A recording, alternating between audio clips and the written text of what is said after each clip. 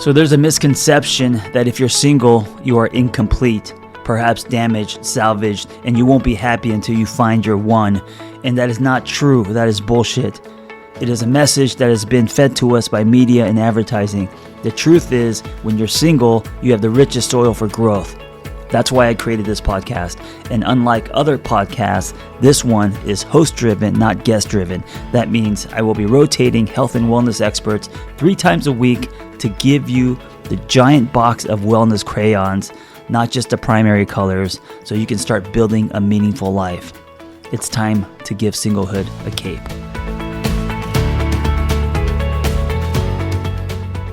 Today's guest is the, and yes, I'm adding a the because she has earned it, and you will see why, the Damona Hoffman. She's a certified dating coach and media personality. She's a regular contributor to the Drew Barrymore Show, NPR, The Washington Post, the LA Times, and so much more. Plus, she is the official U.S. dating expert of OkCupid. That means she knows some shit on both sides of the curtain. Damona's podcast, Dates and Mates, just launched its 10th season and has recently received the award for the best podcast of the year at the Black Podcasting Awards. Enjoy the Damona Hoffman. I'm Damona Hoffman, and I am a certified dating and relationship coach. I've been helping people find love online and offline, but predominantly online for over 15 years. I'm actually an online dating success story myself, and I've worked with Match.com. I work now with OkCupid as their official dating expert. So I'm really excited to share what I know with you today because we are in what we call in the biz peak dating season. So this is the period of time between the first Sunday of the year. Technically, it's the second Sunday this year since the first Sunday was January 1st. But since Sunday, January 8th, that is the time that dating apps call Dating Sunday. That's when the highest number of new users join the apps and when the most number of people are online and searching. And from that point all the way up until Valentine's Day, we are in peak dating season. That is when the most number of people are looking for love online.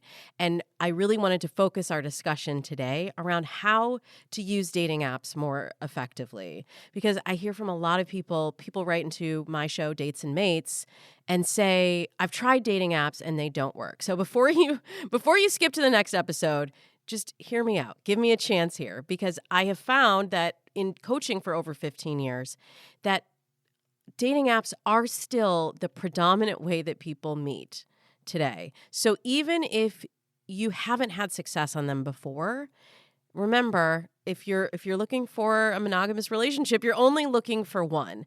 And there's a right way to use a tool and there's a wrong way. So if let's say you're trying to put a picture on the wall and you're using a saw to try to put a nail in the wall, you're going to be really frustrated, right? But if you're using the right tool and you're using a hammer, it's going to go in a lot easier and you're going to have a better time. And you're going to say, hey, hammers work, nails work. And so the same thing is true for dating apps. You can be using it the wrong way and be really frustrated because you're using a saw to do a hammer's job. The dating app is just a tool for connection. And a lot of times we start to associate different meaning with it. We start to put gender roles on it. Dating apps don't have a gender. They don't have a feeling. They are technological tools.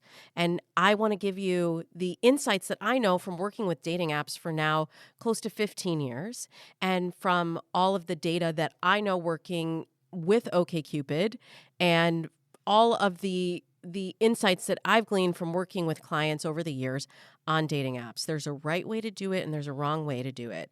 And if you're frustrated with dating apps right now, give my way a shot and take a couple of these tools. You don't have to do everything that I'm telling you, but take a couple of the tools that I share today and just give it a try, put it into practice. I would love to know how things start to shift for you when you start to use dating apps differently. So first, let's just start with an overview of what's trending right now in dating apps and dating in general, because looking at the data from behind the scenes at OkCupid, I can look at matching questions. I can look at different behaviors online and really get a sense of the current trends and the current attitudes towards dating. And so I'd love to share with you what's happening so that you can get out ahead of the trend and ultimately use that knowledge to find love. So first, what we're seeing is that commitment is on the rise. I think this is a factor of coming out of the pandemic. A lot of people took this time to get clarity on what they really wanted when we were isolated and we had solitude, and we could really figure out, is this the life that I want to be living? And we saw a lot of people change jobs, change cities, and a huge increase in people saying that they want a committed relationship. So I know dating apps sometimes get a bad rap as being, hookup apps, and some of them are. And I think any tool, as I was saying earlier, if it functions the way that you use it, right? So if you're using it as a hookup app, it can be very effective as a hookup app. But if you're using it as a commitment app, and you align your actions to that goal, then you can get what you want online. You can find an app and use the app in that way to get what you want. So for a lot of people, it's commitment. We also are seeing a big uptick in people being open to long distance dating. So a moment ago, I said that people were moving, people were taking new jobs. We really took this last, 3 years to examine how we were living our lives. And for many people, I always thought, I'm rooted in this city. This is my place. But then as people started working from home, you start to question, is this really where I want to be? And is this the most important thing for me to stay here? Or if I found love somewhere else, could I move for love? And I've had so many clients over the years move across country, move outside the country, or have someone move in with them from another place, another country, another city. And it really can work. But you have to both have the same end goal and the same relationship goals overall. So this is a new change this year that we're seeing on the data side. Long distance dating, more people are saying they're open to dating someone who lives more than 3 hours away. And y'all, I clutched the pearls, and my heart skipped a beat, because in all the time that I have been coaching, I seriously only saw people wanting to date, sometimes even in a 10-mile radius. And for a lot of metropolitan areas, like that, people are like, 10 miles, that's even too far. It has to be 5 miles, 5 blocks even. So this is a big shift. And it's really showing, I think, that people are being more strategic about finding love. That if you want to find your person, distance is not a factor. And it's all about how you show up in that relationship. And I talk tons about how to date long distance and how to keep the relationship going on the Dates and Mates podcast. But I'm going to stick to the topic at hand today and peak dating season. We're also seeing inflation is having an effect on dating. There's a term I coined when I was on Access Hollywood's daytime show. I do like a dating term segment there. And I talked about this term, infladating. And what this is, according to OkCupid, is that daters are really scaling back on how much they want to spend on dating due to inflation. And we can look at it as a negative, but I actually see it as a positive, because I feel like people were spending so much time and so much money and making such an investment in dates before that it left a lot of folks feeling depleted. Maybe you felt this way as well. It made you feel depleted, made you feel resentful about dating, because not all of your first dates or second dates are going to turn into something more. And you can waste a lot of time and a lot of money out there. So if you're more strategic, you do more creative dates, you do activity dates, which I've always been a huge fan of, and look at ways to connect with someone and not to impress them or wine and dine them. I actually think that will lead to better connections.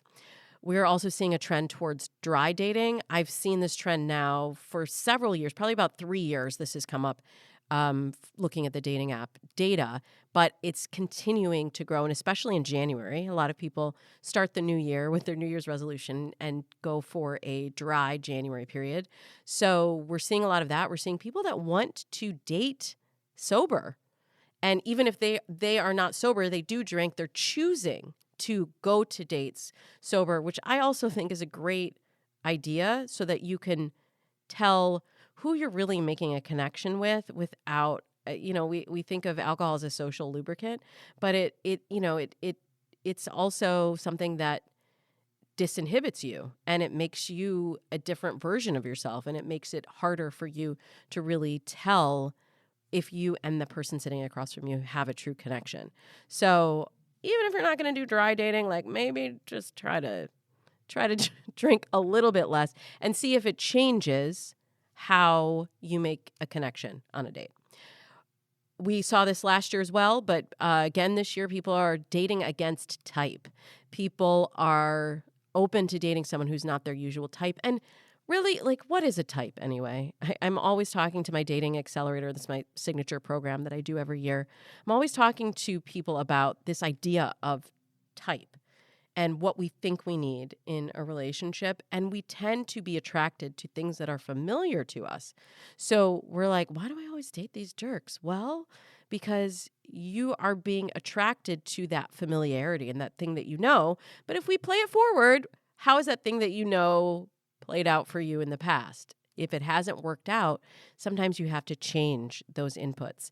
And dating a different type or even as an experiment, going out with people who you maybe a year ago wouldn't have necessarily considered, but going in with curiosity. That's what I always tell my clients. Be curious when you show up on the date. And I've talked about that here on this podcast as well before. The curiosity is going to tell you a lot more than chasing chemistry. So go for that and be open to dating against type. We're also seeing a trend towards conscious dating. You may have seen some dating raps pop up on your TikTok, or you may have even yourself started to track on spreadsheets what's happening on your dates. This is a great thing. And this is something that I've had my clients do since the beginning in the Dating Accelerator program, because if what gets tracked gets measured. And when you are tracking what's happening in your life, that's when you can actually see change. And so I'm going to give you some tips and tools for how to optimize your profile and how to use dating apps more effectively. But it's really important that you take a snapshot of where you are right now and what's happening, and that you track what changes create different results for you. So I'll split test a dating profile photo for a client and see which one gets not just the most number of matches, but the highest number of matches from the kind of people you actually want to meet, or that actually turn into dates, or that turn into meaningful connections. Actually write it down and actually track it. I've also written for the Washington Post Date Lab. It's a matchmaking column that's been running for many, many years.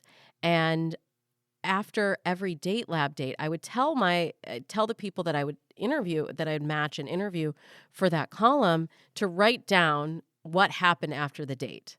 Like just take notes, because you think, especially if you've had a couple glasses of whatever, your favorite drink, you think you're going to remember all the details, but you often will forget the details. And in the case of a lot of these Date Lab participants, within 48 hours, I'm doing the interview, and sometimes they couldn't even remember the details of the date. And I would have to prompt them with things that I heard from their date about what happened, or really jog their memory step by step. So you can shortcut that for yourself by just journaling when you get home from a date, and actually memorializing how you're feeling. That way that you're feeling on the date is so key to get in touch with, because we're not checking boxes anymore. Remember, we're not dating our type. We're really looking for connection. And if you're doing that, you must be conscious of the way that you feel when you're with someone, because someone can look great on paper, but if it doesn't feel right, or if energetically they don't lift you up, they drag you down, check all the boxes you want. That's not your person. But tracking this and really being conscious about how we're dating and how we're investing in our love lives. Because the way that I look at it, the person that you choose to partner with is the most important decision you'll ever make in your life. They affect your family, your finances, where you live, your mental health, maybe your physical health. There's so many things that hinge on this decision. No pun intended. There's so many things that hinge on this decision. Why is that the decision that so many people leave up to chance? We're so strategic about everything else, especially at the beginning of the year. We look at, our professional goals, our fitness goals, and we're like, yeah, I'm going to track and measure that, and I'm going to show up and create a plan and get an accountability partner and really do this. And then when we look at love, we're like, I just want it to happen. I just want it to magically happen. And I hate to tell you, I mean, I also work with the queen of rom-coms. I work on the Drew Barrymore Show, and I've told her she makes my job very difficult for me because we've seen so many of these stories that we start to believe the fairy tale. We start to believe the rom-com ending. And then when we get resentful, when we see that we have to put in effort in this area of our life as well to get what we want because we were told it should just magically happen. But I've been doing this long enough to know that when you put attention towards your dating life, that's when you see the changes happen. It's not that old adage of it'll happen when you least expect it. Nah, honey, it won't. When you least expect it, then you have the lowest expectations for what will happen. And I really want us to elevate our dating experience this year. So those are the trends that are happening in the world of dating and dating apps. In order to use the tool most effectively of dating apps, we have to think of it strategically because remember I said it's a piece of technology. So the first thing that you have to do, if you haven't been getting the right kind of matches, the people that you really are inspired to meet and get excited by, or you just find that you're not getting any matches or not getting enough matches at all, the first thing that I always do with clients is I look at their profile because that is your calling card and that is the gateway that will bring the new dating options to you. And many times, sometimes it's strategy and behavior, which I will talk about in a moment. But if you don't have your profile on point, then people are going to maybe match with you and begin the connection, and then they go further into your profile and realize there's not enough there, or there's not a match there. You know, a lot of times people will swipe just on the first picture. And then this is why people unmatch later, because they've swiped on the first picture because there's just so much chatter in the online dating space.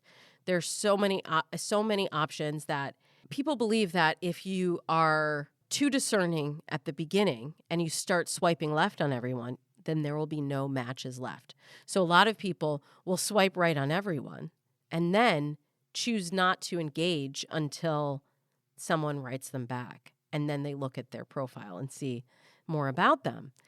This is not the right strategy, my friends. I want you to be strategic in who you're swiping on, but I want you to swipe against type a few times, knowing that there's more to someone than just the pretty picture.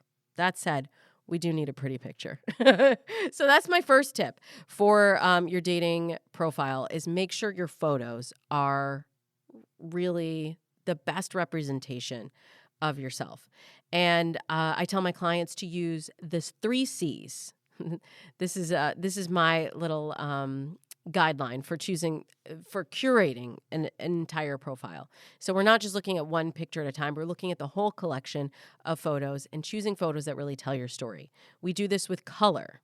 Using color is strategy. That is using the technology and the tool effectively because if you're swiping, imagine it from their point of view. You're sitting there swiping through hundreds of photos every week. A lot gets lost and it just starts to become noise. But if you see someone I'm wearing a beautiful red top. If you see someone wearing red or a bright color or having a bright color wall behind them, it's going to make you stop and pay attention. This is why we see, like on LinkedIn, you'll see a lot of people now with their headshot has color behind them. This is why there's a Instagram wall in Los Angeles that's a designated monument in the city because so many people have taken selfies at this. It's a bright pink Instagram. Well, it's just a wall, but it's become like the Instagram selfie wall. And I'm sure wherever you're listening from right now, there's probably a selfie wall. If you just like Google it, there's probably a selfie wall somewhere in your town. Try to incorporate color into particularly that primary photo because strategically, what are we trying to do? We're getting someone to stop, pay attention, and say, oh, I actually want to see the rest of their photos. I want to read their bio, which I'll get to in a sec, and I want to learn more about them. The second C is context. This is telling your story visually. We can be frustrated that people don't read much anymore and that people make decisions in the blink of an eye. You have less than 7 seconds to make a first impression, according to science. And on dating apps, it's even shorter. So why not take that knowledge and use it to our advantage instead of being frustrated by it? Tell your story through your photos. If you like hiking, go ahead and put a hiking photo. If you are into chess, have a picture of yourself playing chess. A lot of times people think that they have to have like adrenaline fueled, like all of these photos that show them to be a different person or one particular kind of person that's very outgoing and very adventurous and travels all the time. And that's not true. People want to see someone who they feel they could connect with. So if you're really into something nerdy, don't be afraid to use that. And that brings me to my third C, which is character. And this is the one that most people miss. Character is showing your personality through your photos. So not being afraid to show that nerdy, goofy, quirky side, that sense of humor about yourself. Really filling out your profile with a range of emotions, a range of sides of your personality, and it makes you come off the page as not just like a picture in an app, not just like an Instagram feed that you scroll through, but as a whole person that someone would be inspired to write to. And remember, we're not chasing likes here. This isn't Instagram. So it's not just about, do I think this person is hot? Sure, you might get a lot of likes, but I'm trying to get you connection. I'm trying to get you commitment. I'm trying to get you off the app, to be honest. Because if you approach dating strategically, most of my clients are not on the apps that long. Usually within 8 weeks of dating this way with using dating apps, they found someone that they want to invest in a relationship. So use this knowledge. I'm giving you the tools. Use this knowledge to your advantage. And I promise you it will lead to higher quality connections than if you're just creating your app on a whim.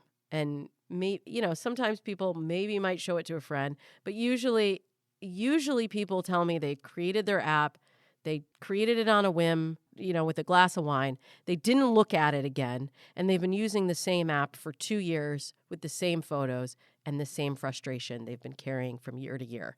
Let's do something different this year. In your bio, here's my hot tip. I want you to use passion words that invoke a feeling from them. So don't go for the easy word or the boring word that anyone could use. So some boring words, that'd be like, enjoy, nice, try, fun, great, cool, sweet, good. Those are boring.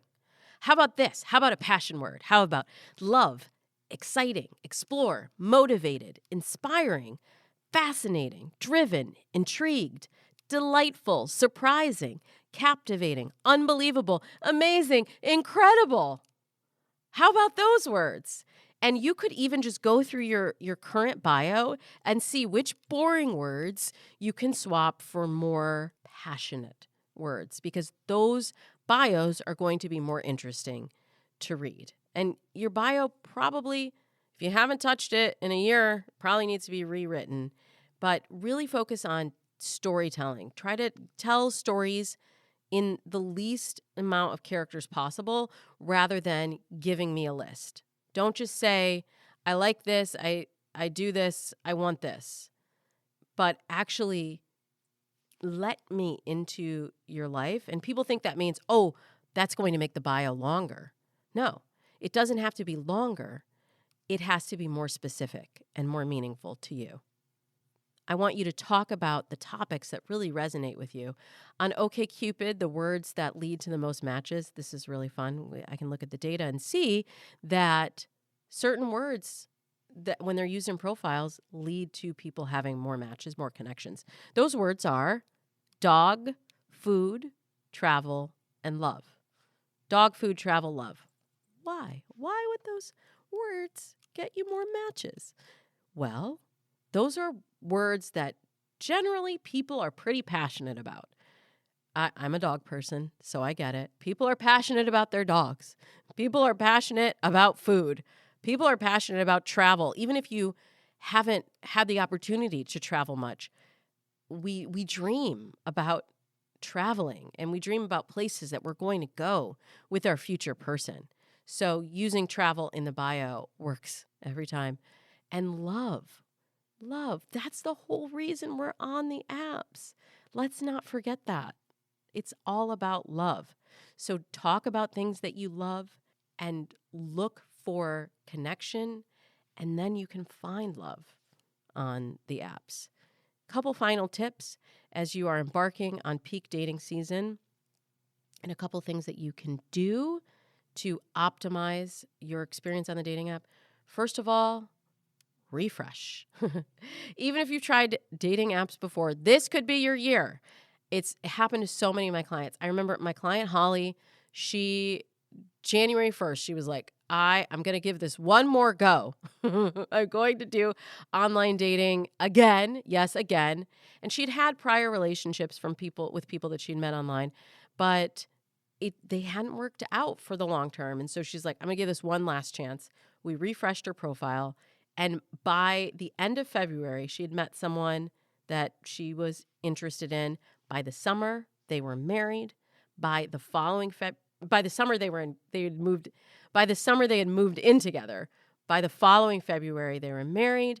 And 2 Februarys after that, they had a daughter together. So she came from, I don't know if this is going to happen for me, but I'll give it one more go, all the way to building a life that she thought was really slipping through her fingers. And that all started with just refreshing the profile on the same app that she had already been on before. When you refresh, that boosts you to the top of the algorithm. And so you're coming up higher in the search. And that's what we want. We want to really be strategic about who we're being shown to on the apps, how often we're being shown. And that leads me to my second point. You want to optimize the time that you're on the app. Time is really of the essence. And the highest number of people are on, usually in the evenings, between 7 and 10 p.m. in your local time zone. This is based on OkCupid and Match.com data. So the best chance at making a connection, I find you build the momentum when you connect while somebody is already online, and you can start messaging right away. Because what happens if you let the message sit? Then you get a bunch of other messages, and then you forget, wait, what was it that I liked about this person? Now I have to go back to their profile. I can't even remember. Why did I match them again? And we start to second guess it. So really capitalize on the momentum and the timing. And number 3, be intentional. Let's be honest. Like, how intentional have you been about your dating lately? And how many times have you allowed somebody to waste your time, even though you knew it wasn't right? How many good morning texts did you send and receive? How many times did you stalk your ex and put time into that? You're not real stalk, okay? Instagram stalk, of course. So we say, oh, we don't have time. I don't have time today. I don't have time. But we're using up our time and we're dissipating our energy by giving time to all of these other things or all of these other people that are not on the path of a relationship for us. So be intentional. And then number 4, seek support if you need it. I know dating can be lonely. It can be exhausting. And it's not surprising that most people throw in the towel on their New Year's resolutions before January is even over.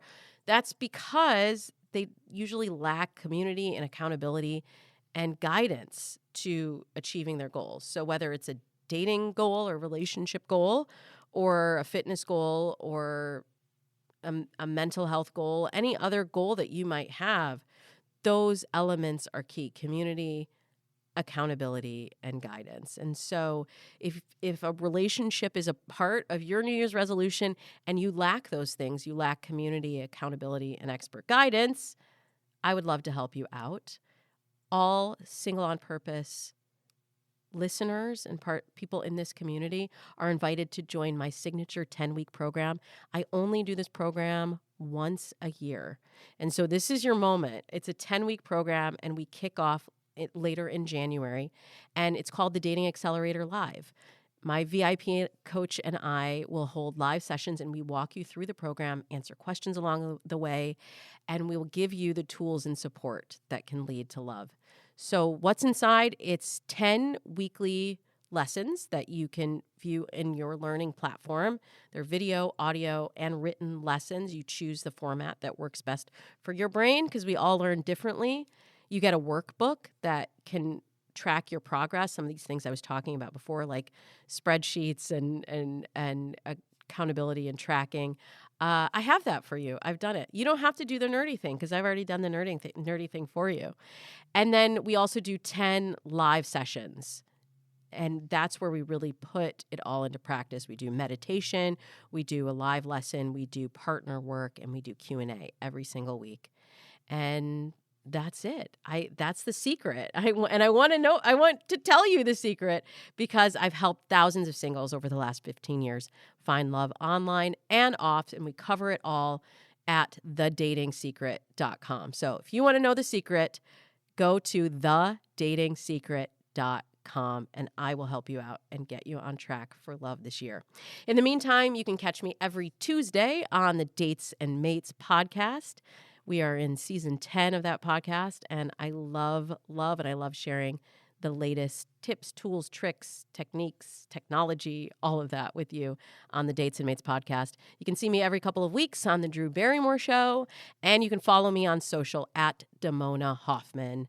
And of course, you can listen out for more episodes from me right here on this Single on Purpose podcast. Thanks for listening, and happy dating. I hope that episode was helpful.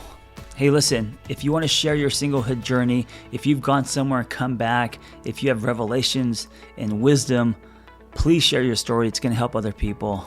Nothing makes us feel more connected than hearing other people's stories.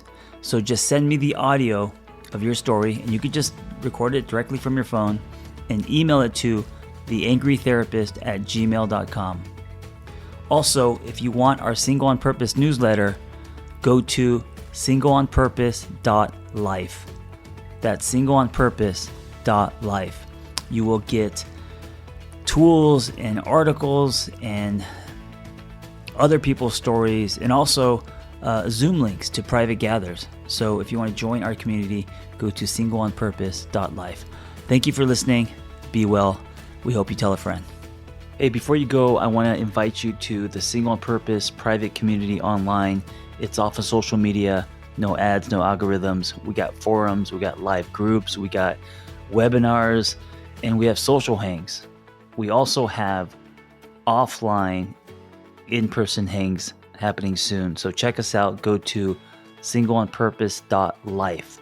That's singleonpurpose.life, and I will see you inside.